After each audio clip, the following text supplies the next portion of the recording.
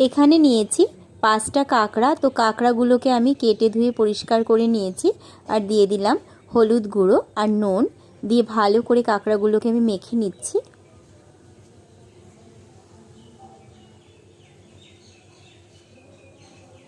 কাঁকড়াগুলোকে নুন হলুদ দিয়ে মেখে কিছুক্ষণ রেস্টে রেখে দেব, তাহলে কিন্তু কাঁকড়ার ভেতরে নুনটা অ্যাবজর্ব হবে আর খেতেও কিন্তু অনেক বেশি ভালো লাগবে।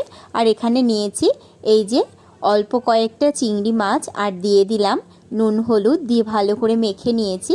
আর এখানে মশলা হিসেবে নিয়েছি 5টা পেঁয়াজ, নিয়েছি আদা, নিয়েছি 2টো রসুন আর নিয়েছি ঝালের জন্য 5টা কাঁচা লঙ্কা। ঝালটা আপনারা যে যেমন পছন্দ করবেন ঠিক সেই মতোই ঝালটা দেবেন। এখানে আমি নিয়েছি একটা গ্রেটারের মধ্যে এই দেখুন সমস্ত পেঁয়াজ, রসুন, আদা, কাঁচা লঙ্কা সব কিছুই কিন্তু এরকমভাবে গ্রেট করে নিলাম। এটা কিন্তু আমি মিক্সিতে বা শিলনোড়ায় বেটে নেব না, কারণ এরকম গ্রেট করে নিলে এটার টেস্ট কিন্তু একটু আলাদাই হয়, ভালো লাগে খেতে। তো অল্প তেলের মধ্যে কাঁকড়াগুলোকে আমি ভেজে নিলাম। ভেজে রাখা কাঁকড়ার তেলের মধ্যেই এখানে আমি দিয়ে দিয়েছি সমস্ত গ্রেট করা মশলা আর দিয়ে দিলাম নুন।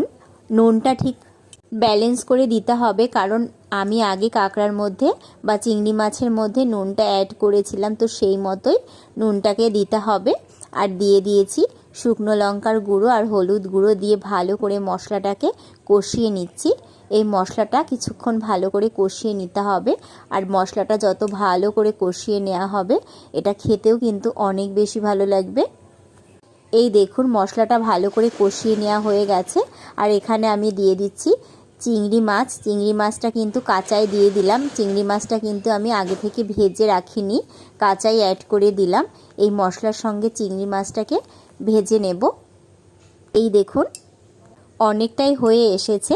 যখন অনেক বৃষ্টি পড়বে তখন কিন্তু এই রকম একটা রেসিপি যদি বানিয়ে খান তাহলে কিন্তু মনটা একদম ভরে যাবে।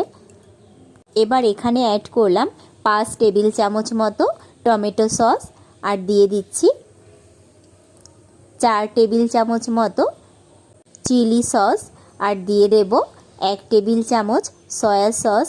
এবার সমস্তটা আবারও ভালো করে কষিয়ে নিতে হবে।